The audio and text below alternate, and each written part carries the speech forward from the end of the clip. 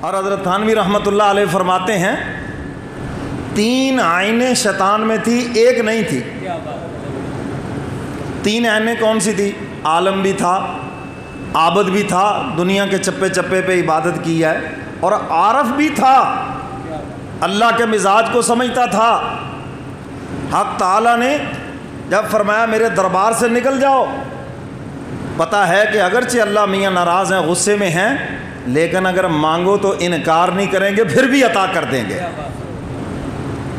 تو جاتے جاتے مہلت مانگ لی، اچھا مجھے نکالنا ہے تو قیامت تک مہلت دے دو، الی یوم یبعثون، فرمایا جاؤ تمہیں مہلت دے دی۔ تو حضرت تھانوی فرماتے 3 عینیں اس میں تھی اور ایک نہیں تھی، عاشق، اللہ کا عاشق نہیں تھا۔ کیا نہیں تھا بھائی؟